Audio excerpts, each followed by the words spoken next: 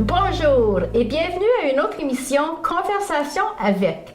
Et aujourd'hui, j'ai le plaisir de vous présenter un des 6 conseillers du conseil municipal de la ville de Témiscamingue.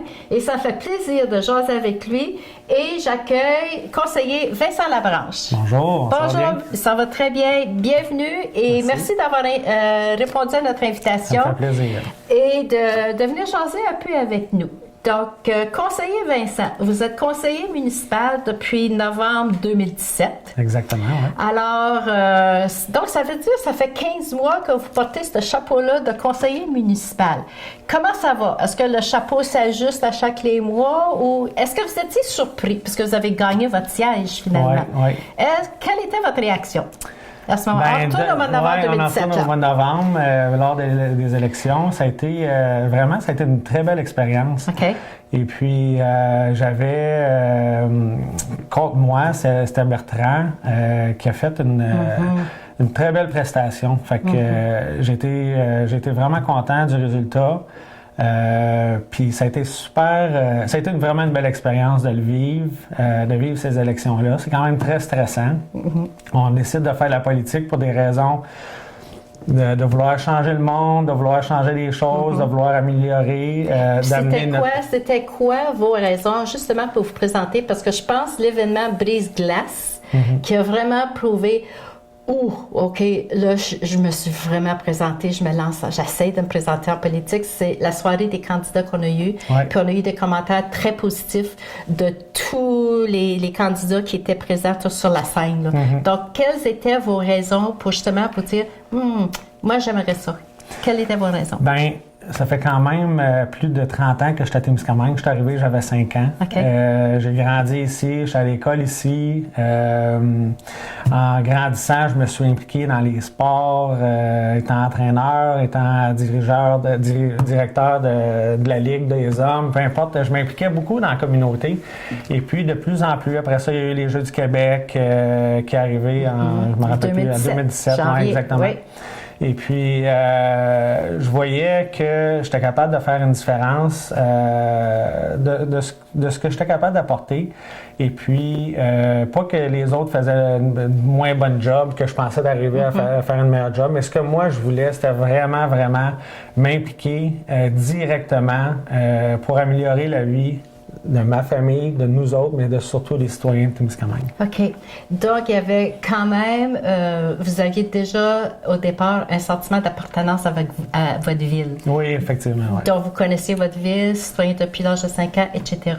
Donc, on se retrouve au mois de novembre 2017 où vous êtes élu conseiller municipal. Vous êtes assermenté, vous vous présentez à votre première rencontre préparatoire parce qu'on sait que puis on a les affaires municipales avec M. le maire ici une fois par mois. Oui. Et j'assiste aux réunions du conseil municipal aussi, que je trouve pas mal intéressant. Puis je pose souvent des questions aussi, hein? Oui, quand vous voyez la ville. Je vais relancer là-dessus, c'est qu'on invite les gens à venir. Vraiment de venir aux rencontres. Et puis, s'ils ont des choses à dire, des commentaires, des questions, n'hésitez pas. Okay. N'hésitez pas vraiment. Ça peut sembler, comment je pourrais dire, peut-être intimidant pour les gens de venir puis de poser des questions, mais écoute, on est là pour là, puis il faut que vous soyez à l'aise de venir nous voir, de venir voir les rencontres, et puis vous avez des questions, mais on est là pour les répondre. Et je pense que le fait d'être avec nous aujourd'hui, ça nous donne un coup d'œil d'un conseiller municipal, parce que j'aimerais à un moment donné faire la tournée de chacun. Puis, si vous vous rappelez aussi, vous étiez un des 3 nouveaux au conseil municipal.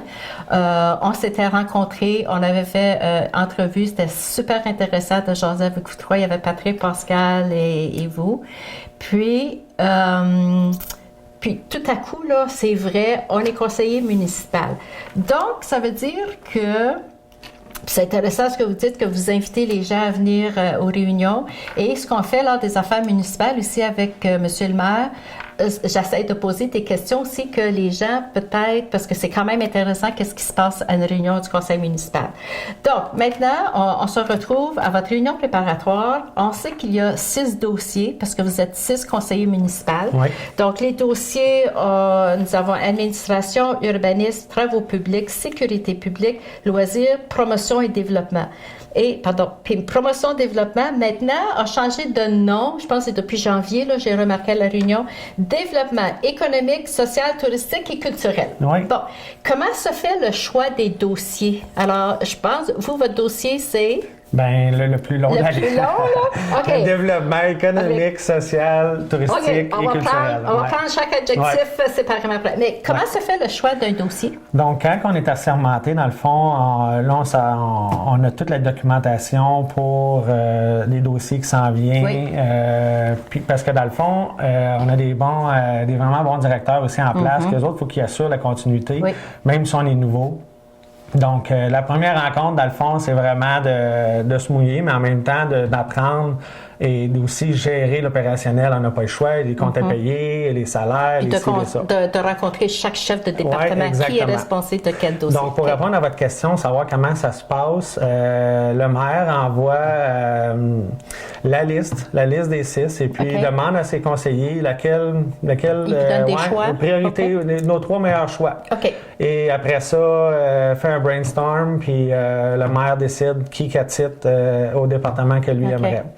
Et puis, dans le fond, nous autres, notre mandat est 4 ans. Oui. Puis, est-ce que vous gardez votre dossier pendant les 4 ans? Dans le fond, on le garde 2 ans. OK. Et puis, après ça, si ça nous tente de changer de département, toucher à autre chose, ou si on veut le garder, bien, on va refaire le même processus. OK. Et puis, après ça, le maire va encore choisir qui il va avoir dans ces départements. OK.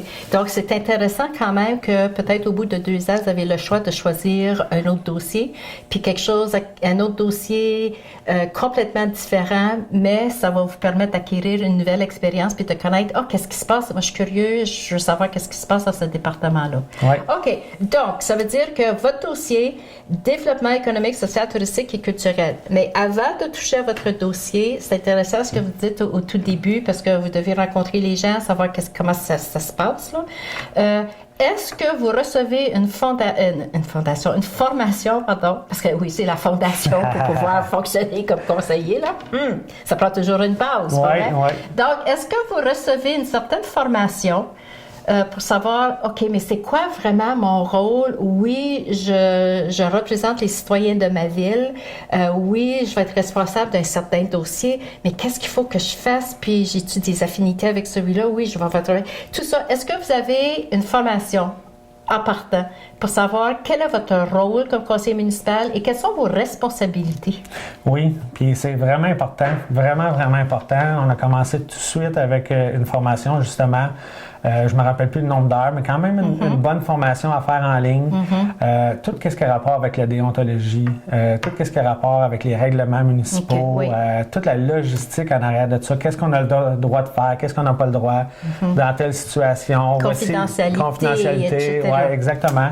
Comme donner un exemple bien concret, moi en étant entrepreneur, j'enlève mon chapeau de conseiller, mais je suis entrepreneur. La ville ne peut pas en aucun temps... un conflit d'intérêt. La ville ne peut pas acheter dans mon dépanneur, ne peut pas acheter de gaz chez nous. Donc ça, c'est quelque chose qu'il faut vous dévoiler aussi en partant. Que si des intérêts pécuniaires, c'est ça, oui. Exactement. Puis si à un moment donné, lors d'une discussion, le conseil a une décision à prendre, vu que ça vous touche, je me retire de toute discussion, je m'absente, puis c'est normal aussi, puis ça se fait, là. Oui. Mais c'est bon à mentionner parce que des fois, les gens demandent, mais pourquoi d'abord? Mais la raison ultime qu'on se lance en politique, c'est vraiment, vraiment pour faire une différence et d'amener une touche que moi j'ai appris, mon bagage d'expérience. Et puis, c'est pas là pour profiter parce que c'est pas pour le salaire non plus. Non, c'est pas pour le salaire non plus. Pas de salaire, mais c'est pas pour le salaire non plus. Mais il y a quand même curiosité aussi. C'est pour rajouter à ce qu'on... Parce qu'on a tout le monde en a des talents, tout le monde en a des choses à partager via notre expérience, notre choix de carrière, etc. Mais c'est quand même intéressant de mettre tout ça ensemble. Puis, regarde, on gère une ville, finalement. Là. Oui, effectivement. On représente les citoyens de la ville. Si je peux avancer là-dessus. Oui, allez-y. C'est pour ça notre conversation aujourd'hui. Là. Ce qui a été beau, justement, de notre conseil, j'aimerais ça. Pas que je trouve ça de valeur, qu'il n'y ait pas de femme qui ait été élue. Okay? J'aimerais ça qu'il y ait une plus belle équité par rapport à l'homme et la femme sur le conseil. Mais par contre, je dois dire que les 6 personnes avec le maire qui étaient là, en ayant 3 nouveaux, des gens d'expérience, des gens de différents milieux, entrepreneurs, des gens qui travaillent syndicats au moulin, peu importe, on touche vraiment à une panoplie de... on est différents. Puis le groupe d'âge aussi. Là. Exactement, on n'est pas dans le même groupe d'âge, on ne pense pas les mêmes choses, donc on sait que les jeunes, on pousse plus les plus expérimentés. Et les expérimentés nous assagit aussi. Je pense que c'est ça que c'est la vie aussi, c'est que dans le fond, on veut toujours avancer, mais à un moment donné, on n'a pas le choix. Il y a une manière de fonctionner, oui. il y a des règles à suivre, donc les gens d'expérience sont là pour bien nous enligner. Puis nous autres, on est là pour déstabiliser un peu, puis de faire avancer des choses pour nous, qui sont intéressants, et qu'on ne veut pas que notre groupe d'âge soit, je donne un exemple, si le conseil était juste des 30 ans, ben il faut qu'il y ait une vision aussi pour les personnes âgées, et après ça, s'il y a des personnes sur le conseil qui ont 50, 60, 65 ans, ne pensent pas de la même façon que les 30, 35, 40 ans. Donc, ça prend ce mélange-là pour avoir une vision plus globale et de prendre les meilleures décisions par rapport à ça. Puis imaginez-vous s'il y avait au moins une femme ajoutée à... Tout à fait. OK, ça donne une autre dynamique. Dimension. Puis une autre dimension. C'est vrai, on ne pense pas de la même façon. Puis c'est un échange aussi qui se fait là. Parce que c'est pas toujours facile quand il y a une décision à prendre sur la table, peu importe du sujet. Puis à un moment donné, chacun a la chance de s'exprimer. Oui, le pour, le contre. Puis à un moment donné, comme juste des emplois, quel est le meilleur employé, quelle est la meilleure personne pour le poste dont on... Tu sais, c'est toujours ça, dans le fond, tu sais, quelle est la meilleure façon de régler ce problème-là? Quelle est la meilleure personne? Puis c'est ça, c'est entre vous autres, vous discutez le conseil. Plus, on parle du conseil, mais ça comprend les 6 conseillers et le maire, c'est sûr. Puis aussi, dans nos rencontres, tu sais, les gens qui vont venir à une rencontre municipale vont voir que ça se passe rapidement. T'sais. Beaucoup. Ça m'a vraiment surpris. Savez-vous pourquoi? Oui. Parce qu'il n'y a pas de discussion. Parce qu'on sait qu'avant de se présenter à la réunion publique, il y a toujours la réunion qu'on appelle préparatoire. Oui. C'est là où on s'assine, on s'exprime. Puis il y en a beaucoup. Là, ça ne dure pas juste 30 minutes, 40 minutes en là. Ben, une séance préparatoire. Oh non, encore plus que ça. Nous autres, en tout cas, je te dis en moyenne, non, on frôle le 3 heures. OK. Et des destinations, il y en a, les gens ne sont pas tout le temps d'accord. Je l'ai vécu, ça. Oui, puis je te dirais, c'est l'affaire qui est un peu drôle je ne veux pas dédramatiser ou dramatiser ça plus que ça, mais on arrive à un point que quand on arrive à la séance, OK, tout le monde est en faveur. Oui. Ou des fois, ça arrive qu'il y en a un ou deux qui n'est pas en défaveur. Mais pendant nos rencontres, là, c'est pas vrai qu'on voit tout de la même façon. Il y a des gens qui voient noir, d'autres qui voient blanc, d'autres qui voient gris. C'est d'avoir intérêt d'entendre là-dedans. Je reviens tout le temps. Imaginez-vous si une femme embarque dans cette discussion-là aussi. Je sais, je l'ai vécu. Je l'ai vécu pendant 10 ans. Donc, puis, mais la beauté de tout ça, c'est que sérieusement, puis on l'avait dit déjà d'emblée, parce que quand même, on était des personnes avec des gros caractères. Oui. Et puis, quand c'était le temps de prendre une décision, mais quand c'était le temps de trancher, c'était pour le bien de nos citoyens. Ça. Et après, life goes on. Yeah. On ne peut pas revenir sur ces décisions-là puis de revenir être très rancunier parce qu'après ça, on traîne ça dans les rencontres après. Ah non, mais l'autre fois, tu avais dit. Non, on oublie ça. On a réglé ce problème-là. On l'a mis de côté. C'était pour le meilleur des citoyens. Maintenant, un autre problème, il faut le régler. Puis c'est ça, c'est quand on arrive, à un moment donné, si ça peut être unanime, il n'y a pas de problème. Mais à un moment donné, quand il faut passer au vote, peu importe la décision, si la minorité, mais c'est ça le droit de vote. La démocratie, c'est tu vas avec ta majorité, puis c'est exactement ça. Fait, on a décidé, c'est pour le bien-être, parfait, on avance. Ouais. OK. Donc, on revient maintenant. Donc, j'imagine que, vu que votre dossier 1, 2, 3, 4. Il y a 4 objectifs. On va prendre ça globalement, si vous voulez. Donc, ça veut dire, est-ce qu'il y a des sous-comités, comme je regarde économie, OK, économie, puis tourisme, j'imagine, ça va peut-être ensemble. Social, je pense à loisirs, culturels, tout ça, des comités. Je pense à politique familiale, exemple. Parce que vous avez mentionné au début, oui, vous avez une famille, donc puis c'est important ça de vivre l'expérience d'être parent. Puis en tant que parent, qu'est-ce que moi je peux apporter à ma ville, mais pour que ma famille et toutes les autres familles de la ville en profitent aussi là. Donc j'imagine que vous avez le dossier politique familiale. Oui, tout à fait. OK. Puis comment ça va? Ça l'avance. Lors de la prochaine rencontre, dans le fond, on devrait être capable de le déposer, la nouvelle politique familiale. Ce qui arrive avec la politique familiale, c'est que je donne un exemple. Samir Boumerzoul travaille là-dessus. Dans le fond, mon département, j'ai François Harrison qui est le directeur du département et j'ai Samir qui travaille avec François là-dedans. Donc, toi, tu travailles... Oui, bien dans le fond, nous autres, comme conseillers, dans le fond, notre mandat, c'est globalement, on veut avoir un plan global de notre ville, qu'est-ce qu'on veut. Et puis, je vais en reparler tantôt de notre lac à l'épaule parce que c'est vraiment important, puis j'aimerais ça que les gens le sachent, puis qu'on fait du chemin là-dessus, puis qu'on prend des décisions en ligne dans ce qu'on veut.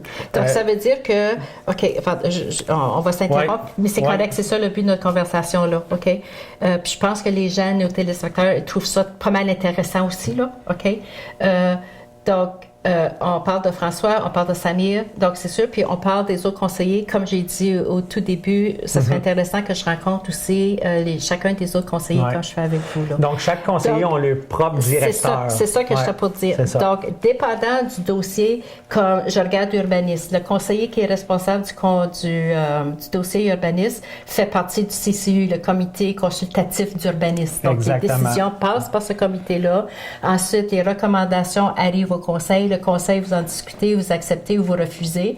Puis ensuite, ça passe une réunion. Donc, j'imagine que tous les dossiers dont vous êtes responsable, les comités, je devrais dire, parce que ça, c'est votre dossier. Puis il y a plein de sous-comités, C'est ça. Donc, ça veut dire que vous êtes occupé. Oui, on vous êtes présent à plusieurs sous-comités. Oui, bien, comme tous les autres conseillers, dans le fond, chacun apporte son expérience, son bagage antérieur pour améliorer dans ce qui est à l'aise, dans ce qu'il connaît.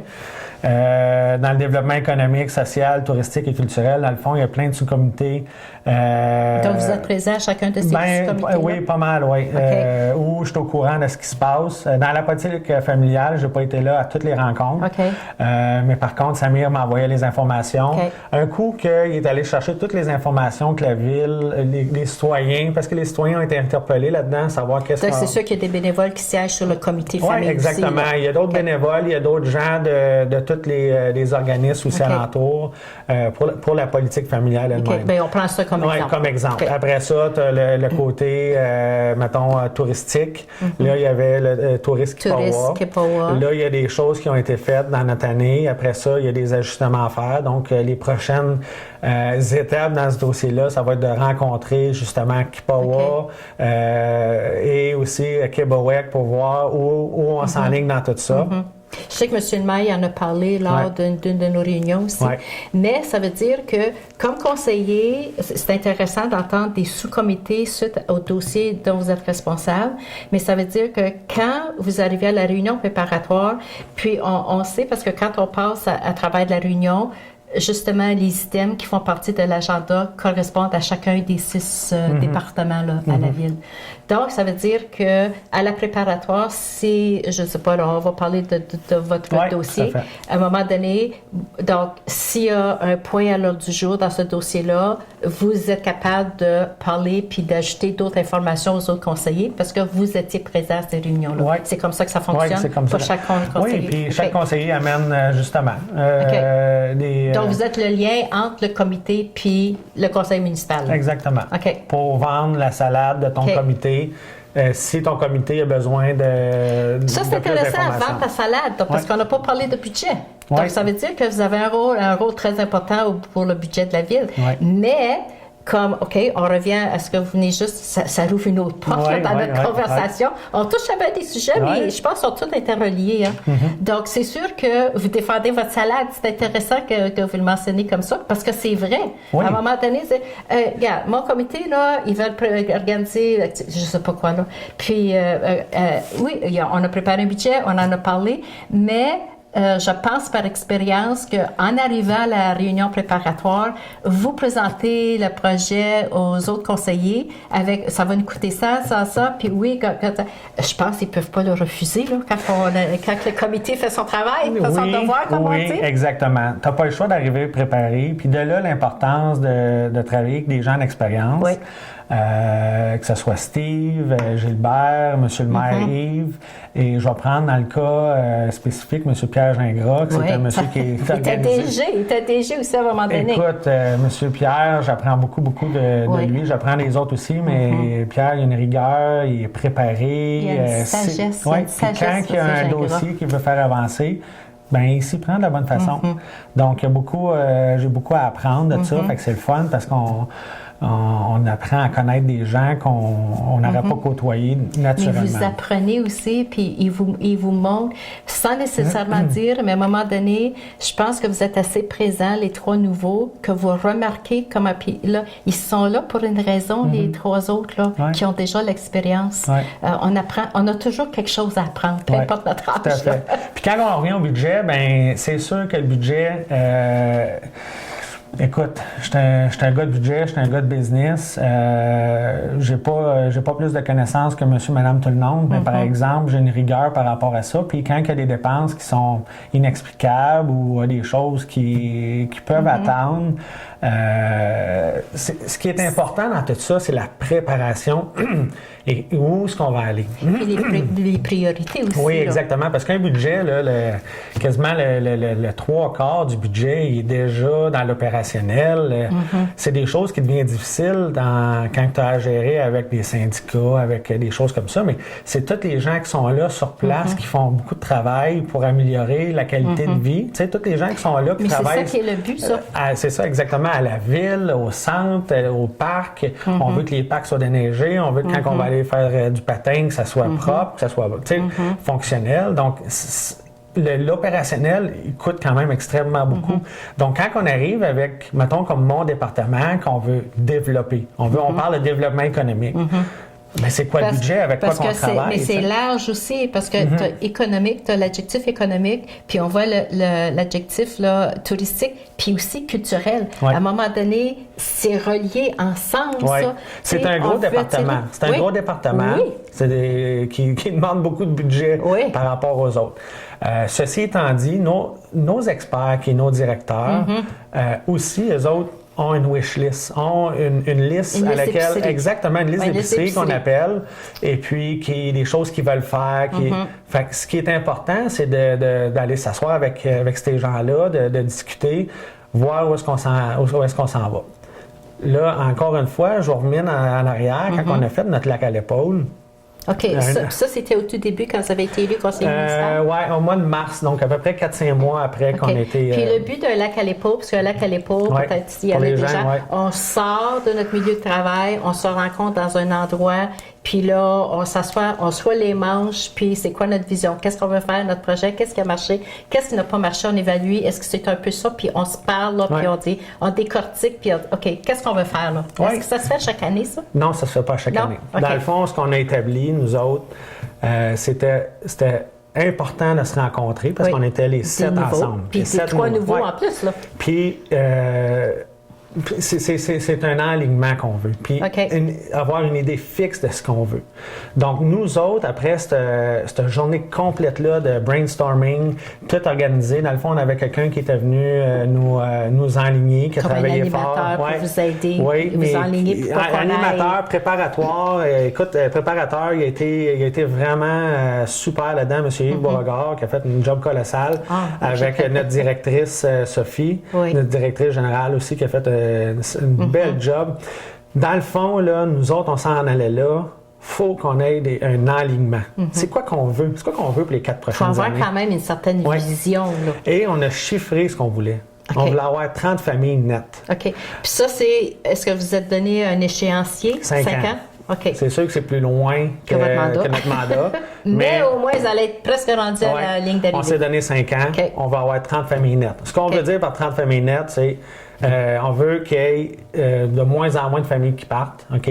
Dans le fond, c'est d'arrêter de penser qu'il faut les empêcher de partir, mais il faut trouver des incitatifs à ce qu'ils veulent rester, à ce qu'ils veulent vraiment coopérer, à embarquer dans tout le côté...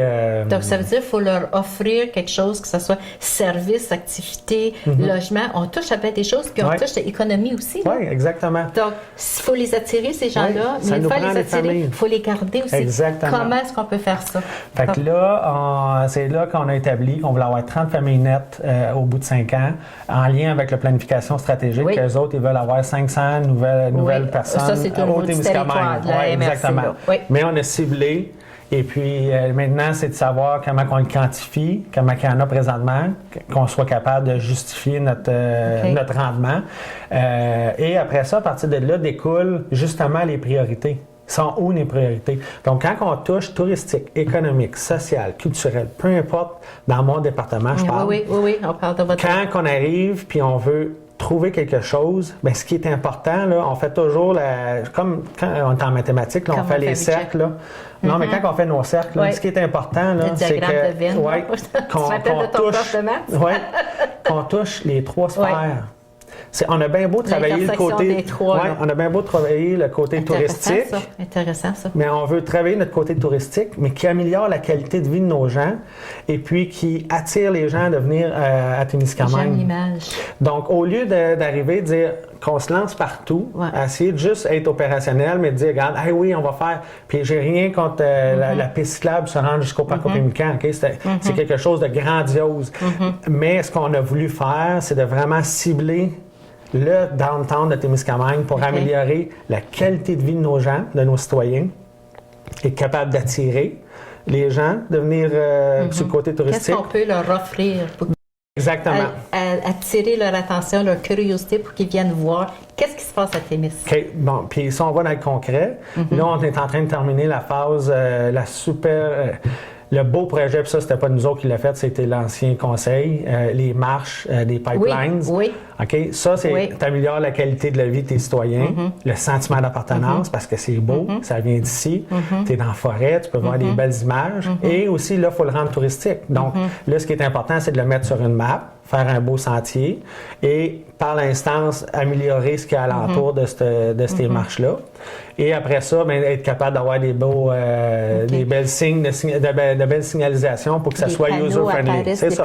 Où est-ce qu'on stationne? C'est ça. Parce que rue principale, est-ce que ça existe encore, ce programme-là? Oui. Quand on a fait la revitalisation là, du centre-ville, ça, on retourne il y a peut-être 10-15 ans, là, peut-être. Là. OK. Est-ce que ça existe encore, ce programme-là? Est-ce que vous avez encore accès? Parce qu'ils vous permettent de donner, ils vous donnent des fonds, ils vous donnent de la formation. Il y a quelqu'un qui vous accompagne aussi dans ce programme-là. Je sais que, en tout cas, peut-être ça a changé depuis mon temps, comme on dit. Là. Mais je sais qu'il y a des choses qui ont changé, mettons, par rapport à ça. Par contre, je sais qu'il y a des choses qui ont été implantées puis qui ont resté puis que c'est superbe aussi. Je donne un exemple, un commerce qui veut modifier l'extérieur de son commerce. Bien, sur la rue principale, il faut qu'il s'assure le PIA exactement qu'il soit conforme avec les autres bâtisses exactement pour s'assurer d'avoir une belle rue principale. Ça, c'est encore présent. Wow! On pourrait jaser 2-3 heures, aussi longtemps qu'une réunion préparatoire.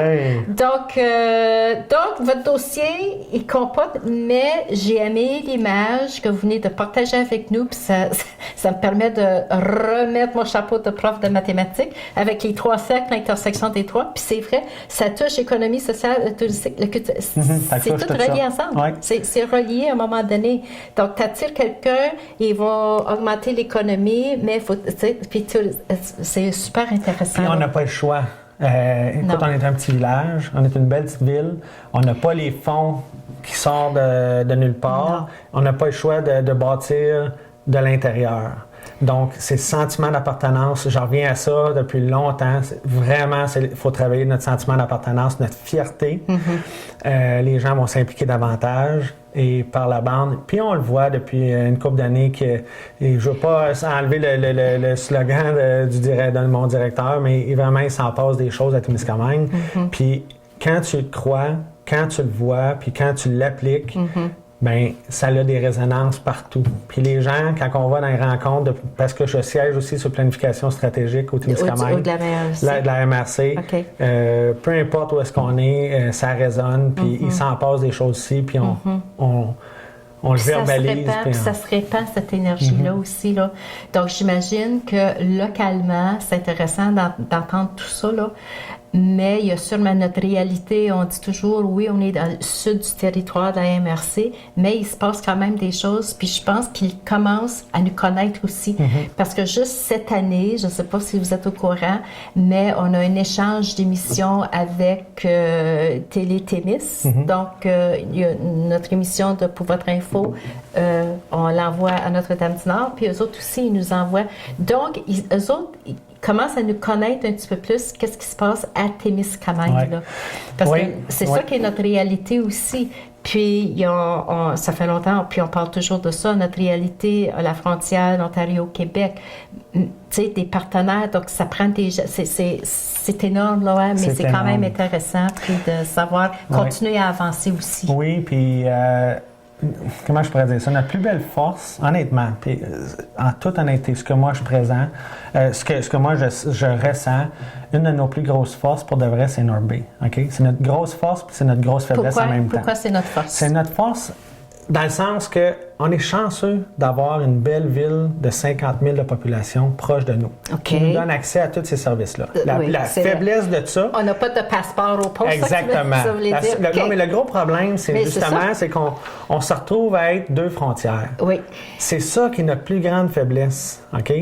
Mais ça ne nous empêche pas. Il y a des gens qui y vont, on va chercher de l'expertise. On n'a pas tous les experts ici.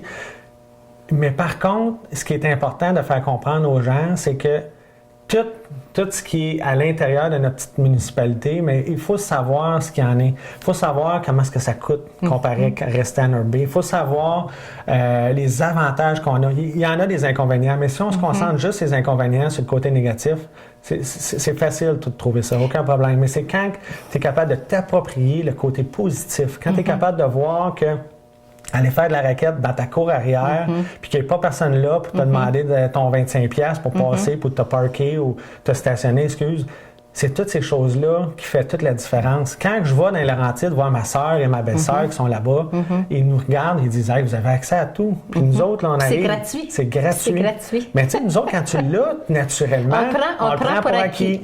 Donc, c'est un peu... Je veux pas extrapoler par rapport à Norby. On est chanceux d'être à 35 minutes de Norby. Okay? Mais il faut être chanceux aussi d'être à Témiscamingue. Il faut que les gens ils comprennent puis qu'ils vivent en dedans d'eux autres. Et puis, ne serait-ce que de comprendre l'importance de tout ça, ben c'est là que tu es capable d'acheter local, de t'impliquer localement, encourager. Ça fait vivre des petites familles, ça fait dépenser cette petite famille-là, cette petite business-là qui font de l'argent, dépensent avec un électricien, avec un plombier. Ça fait virer l'économie et ça nous permet d'avoir cette expertise-là. Si on fait juste aller à Norby, puis ça je dis tantôt d'une faiblesse, ben après ça, nos commerces locaux, ils commencent à en avoir de moins en moins. Puis là, il faut continuer à aller de plus en plus souvent à l'extérieur. Puis tantôt, c'est pour ça que je faisais le lien, c'est que là, on se rend compte, le Témiscamingue, qu'on a besoin de travailler ensemble. On a besoin de travailler ensemble parce que nous, on n'est pas capable de compétitionner avec Norby, mais si on est capable de travailler avec le reste du Témiscamingue, autant pour eux autres que nous autres, de travailler d'emblée, ce que ça va créer, c'est vraiment ce sentiment d'appartenance-là d'être Témiscamien, d'être au Témiscamingue, mais aussi d'améliorer la vie de nos citoyens. Fait que c'est pour ça que... Puis on parle aussi au niveau de la MRC, ce que vous venez juste de dire, mais aussi localement, c'est de travailler ensemble aussi, là, que ce soit les commerçants, les différents services qu'on offre, puis il faut qu'il y ait un échange qui se fasse aussi localement entre les gens. Tout à fait. Puis même, on a parlé tantôt, on a touché à plusieurs sujets pas mal intéressants. Là. Puis, on a parlé de comité, on parle de bénévoles. Puis, on entend des commentaires. Mais aujourd'hui, si tu l'as pas vu sur Facebook, tu sais pas qu'est-ce qui se passe. Mais c'est ça, mais c'est notre réalité aujourd'hui, puis c'est partout, là. C'est socialement, toute la technologie, c'est là où est-ce qu'on en est rendu aussi, là. Mais entre nous autres, à Témis, il faut pouvoir se parler, communiquer, puis travailler ensemble, puis s'entraider aussi, là. Oui, c'est un des gros. C'est un des gros. Un défi, je pense. Un des plus gros défis, justement, la communication. Oui. Tout à fait. Puis on est rendu là dans la sphère, comme vous dites, avec Facebook. Mais Facebook, ça a des pour, des contre. Tous les autres médias aussi. Là. Oui, mais tu sais, des fois, si vous ne voyez pas le post de la ville, bien, vous ne le voyez pas, puis vous ne le voyez pas. Fait qu'il faut vraiment arriver. Puis quand on parlait tantôt de politique familiale, bien, c'était un des enjeux là-dedans. C'était écoute, la politique familiale, elle touche vraiment tout, là. Pas juste économique, social, politique, culturel. Ça touche à tout. Et puis, dans le fond, c'est d'améliorer ce qu'on a, puis de prendre position pour être capable de travailler ensemble pour améliorer ce qu'on veut améliorer.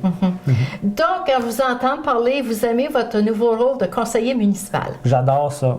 Parfait. J'adore ça, vraiment. C'est une belle expérience, puis c'est une belle découverte pour moi. OK. Donc, il vous reste encore 2 ans et demi. Donc, c'est sûr qu'on va vous revoir d'ici novembre 2021 pour voir. On n'est pas rendu là. Donc, là, on est en 2019.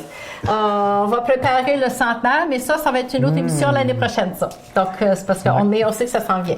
On sait que ça s'en vient. Quelque chose de gros. OK. Donc, est-ce que vous avez des attentes pour le 2019? Ben, 2019, concrètement, on veut terminer le sentier des pipelines, les marchés des pipelines, le rendre sécure partout, s'assurer qu'il y a une belle convivialité, s'assurer qu'il y ait bien une belle signalisation.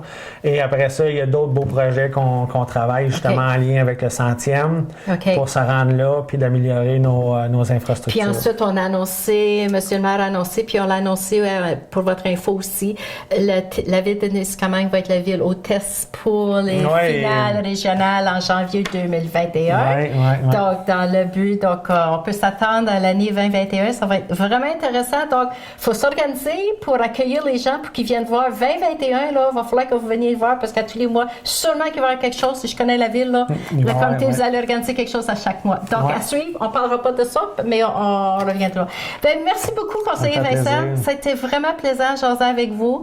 Puis, c'est sûr qu'on va vouloir jaser encore de nouveau avec vous. Puis, peut-être vous avez brisé la glace pour les autres conseillers. Qu'est-ce que vous pensez? Oui, bien, j'encourage les autres conseillers à venir voir, à venir vous jaser, parler des expériences. Peut-être leur parler puis dire « Ah, c'est tellement une belle expérience, faut... » Mais c'est ça, c'est la visibilité. Oui.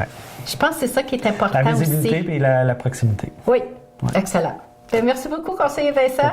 Et à la prochaine. Et sur les derniers mots de notre conseiller Vincent, on vous souhaite une super belle année 2019. Mais surtout, restez avec nous. Conversation avec. Je vous laisse la surprise de découvrir qui va être notre prochain invité à notre prochaine émission. Et sur ce, je vous souhaite une très belle journée. Et à la prochaine.